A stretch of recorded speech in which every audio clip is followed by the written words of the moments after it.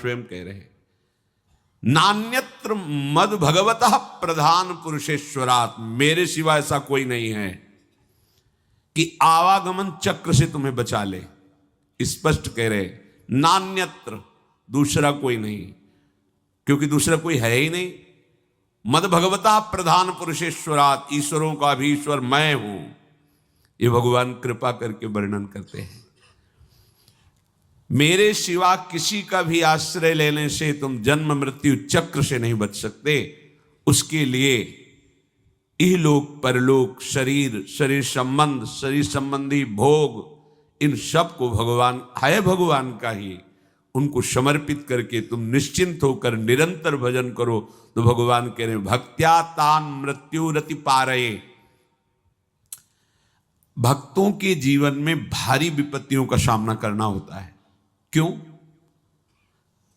पापियों को तो ऐसा नहीं देखा जाता जैसा भक्तों को विपत्ति, क्योंकि इनका आखिरी जन्म है, अनंत जन्मों का हिसाब पूरा करना है।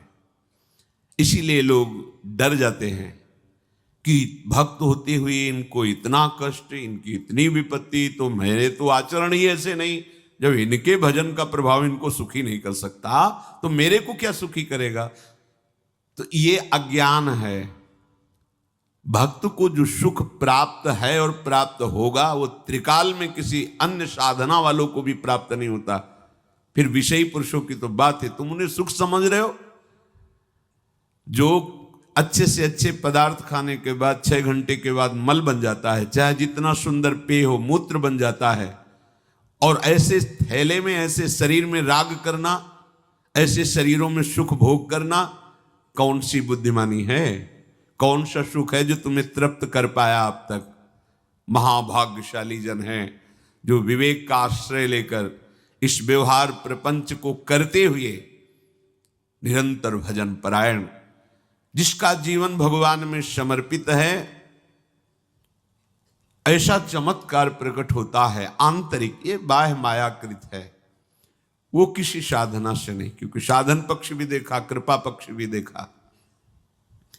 जब किसी भक्त का किसी परिवार में अवतार होता है, अवतरण होता है, जन्म होता है, तो वहां विध्वंस लीला प्रारंभ हो जाती, विनाश लीला। इससे प्रायः संसारिक लोग समझने लगते हैं बड़ा अमंगल हुआ। जैसे गोस्वामी जी का प्रादुर्भाव हुआ तो प्रादुर्भाव होते ही मां पधार गए।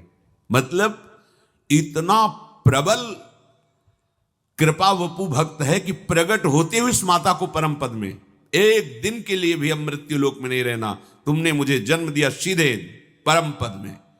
संसार क्या देखता है? जन्मते ही मां को खा गया। संसार का स्वरूप अलग है। दासी ने, पिता तो नफरत ही करने लगे थे गोस्वामी जी के। जब दासी ने धाय मां ने पाला, वो भी पधार गई। अब तो लोग तुलसीदास जी को देखना पसंद नहीं करते थे कि इतना भागी है कि जो इसे थोड़ा भी प्यार करे उसके यहां अमंगल हो जाता है। ज्यादा दिन सेवा नहीं करनी पड़ी, परम पद पहुंचा दिया धाय मां को ही। ऐसे ही जो इहलोक परलोक के सारे भोगों का प्रभु में समर्पण कर देते हैं, तो उनके ऊपर ऐसी विशुद्ध कृपा होती कि बिना साधन के पूरे पूरे का पूरा परिवार परम पद का अधिकारी हो जाता है। एक महाभागवत अनन्य भक्त श्री चंद्रहास जी महाराज, उनके पावन चरित्र का अपने लोग श्रवण करते हैं। इससे भक्ति बहुत घनीभूत होती है। भगवान व्यास देव जी ने इस महान पावन चरित्र की रचना करके फलस्तुति में लिखा है, जो चंद्रहास जी के चरित्र का श्रवण और मनन करेगा उसके हृदय में हरि चरणों में अमोघ प्रीति हो जाएगी, अनन्य भक्ति हो जाएगी। चंद्रहास जी केरलाधिपति पूर्वमासीद राजा सुधार्मिक, राज्यं चकार मेधावी विधिवत पालयन् महीम, तस्य पुत्रो भवन मूल नक्षत्रे बहुभाग्यवान। केरल देश में एक परम मेधावी सुधार्मिक नाम के राजा राज्य करते थे। धर्म पूर्वक चलना, प्रजा का पालन करना और भगवान नाम जप करना, शास्त्र विधि से बिल्कुल कभी प्रतिकूल एक भी आचरण जीवन में नहीं किया, तो उनके यहां महाभागवत चंद्रहास जी का प्रादुर्भाव होता है। भगवान के भक्तों का जिस कुल में प्रादुर्भाव होता है, वो कुल, वो ग्राम, वो नगर, वो देश परम पूजनीय हो जाता है। महाप्रभु चैतन्य देव जब ईश्वरपुरी जी के गांव से गुजरे, पता चला ये ईश्वरपुरी जी का गांव है, उनके शरणागत मंत्रदाता गुरु ईश्वरपुरी जी, तो उस गांव की परिक्रमा करके रज में लौट रहे थे और कहते जा रहे थे कि इस गांव का कुत्ता भी हमारे लिए भगवान के समान पूजनीय, क्योंकि मेरे गुरुदेव का प्रादुर्भाव इस नगर में हुआ और वहां के लोगों की चरण रज लेकर के माथे पे धारण करते। नाम प्रसंग कहे तु उपदेश, जहां या धर्म धन्य सो देश, धन्य सो कुल जेहि जन्म भयो, धन्य सो तात धन्य सो माए। माता पिता कुल परिवार 21 पीढ़ियां तर जाती हैं यदि भगवान का महाभागवत कोई भक्त पैदा हो जाए। ये महाभाग्यशाली मूल नक्षत्र में प्रकट हुए। लौकिक में अमंगल माना जाता है और भाव में देखो तो मूल कौन है? नक्षत्र भगवान।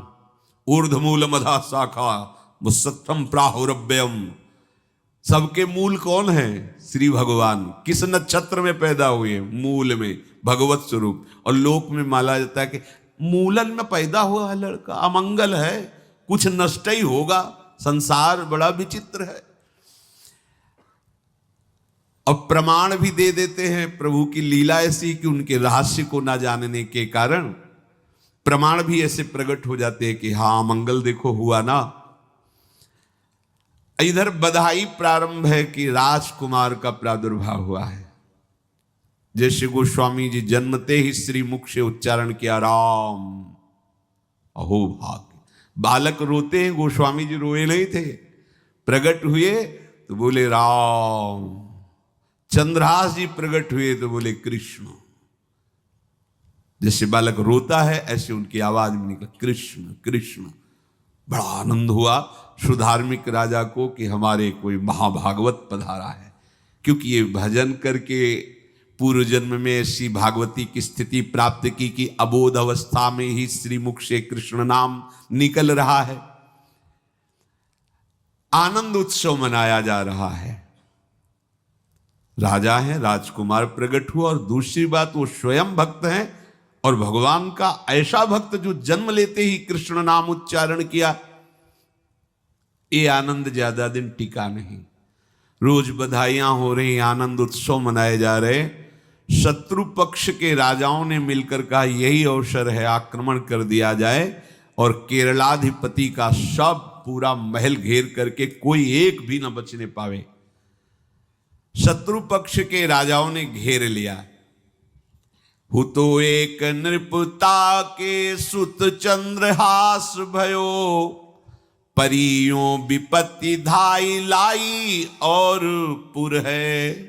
राजा को दीवान ताके रही घर आन बाल, आपने समान संग खेले रस ढुर है।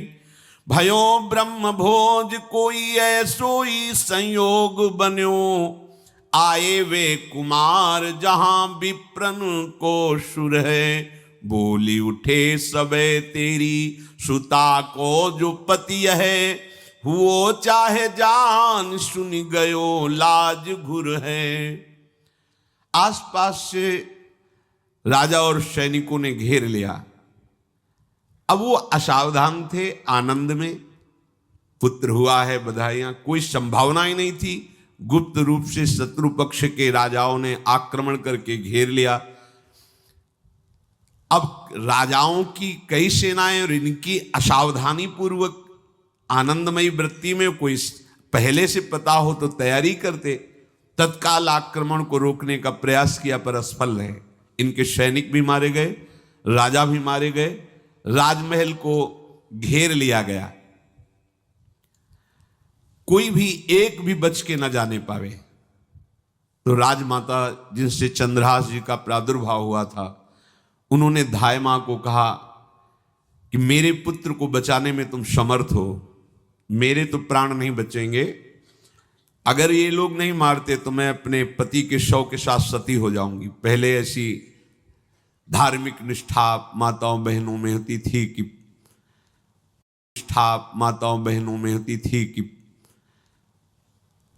धाय मां ने विचार किया कैसे बचा सकती हूं, आसपास तो सब सैनिक घेरे हुए हैं।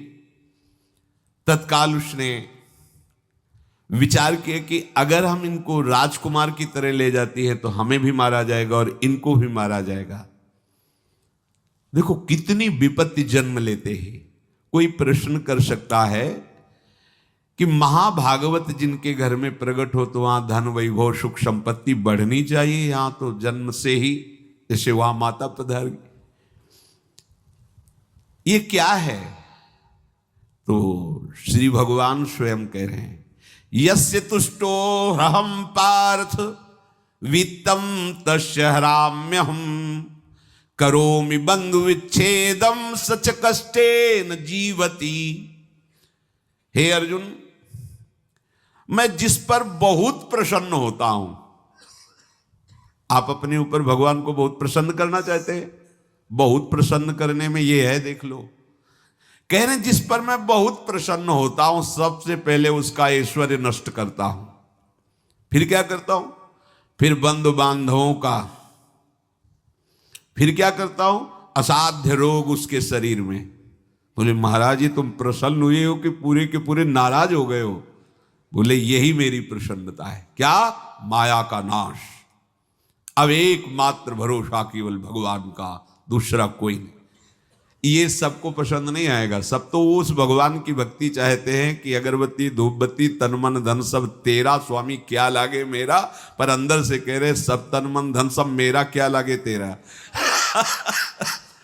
ऐसे तो चलेगी भक्ति। लेकिन कई बार सत्संग में पीछे धाम में कहा था कि भगवान को रिझाकर लोक मांगोगे तो चैन से रह लोगे, और अगर उनसे प्यार करने की बात मन में ठानी कि बस मुझे केवल आपकी आंखों में आंखों को मिला करके जीवन व्यतीत करना है, मुझे और कुछ नहीं चाहिए, तो फिर लाडले आपको दुशरिहा का कोई आश्रय रहने नहीं देंगे। ध्यान रखना, जितने दुशरिहा होंगे तो ये बर्दाश्त हो तो कदम आगे बढ़ावे, बहुत प्रसन्न हो जाओ ठाकुर हम पे, तो कह रहे यस्य तुष्टो हम पार्थ वित्तम तस्य हराम्य हम करोमि बंधु विच्छेदम सच कष्टेन जीवती। जितनी श्वासें रहेंगी भयंकर कष्ट मैं उसको व्यतीत करने के लिए दूंगा। ये दंड नहीं है, ये पुरस्कार है। अनंत जन्मों का हिसाब बराबर करके कहीं इसकी वृत्ति मेरे से हट न जाए, ऐसे घेरे में डाल के अखंड चिंतन करवा के सजयति जयति जग उच्चरे। जाको करत श्याम सहाई प्रथम वर्णो कृपा क्रम हो विषय मूल गवाई। कुल कुटुंब बल वित्तहीनो दीन के दुखदाई आपने को करजु लीनो आप ही अपनाई। कह रहे हैं अब मैं वर्णन करता हूं श्याम सुंदर जिस पर कृपा करते हैं उस पर कैसा बर्ताव करते हैं। बोले सबसे पहले उसके विषय भोगों का नाश कर देते हैं, फिर दूसरी कृपा कोई परिवार का कोई मित्र कोई रिश्ते नातेदार उसकी तरफ देखेगा भी नहीं, फिर ऐसा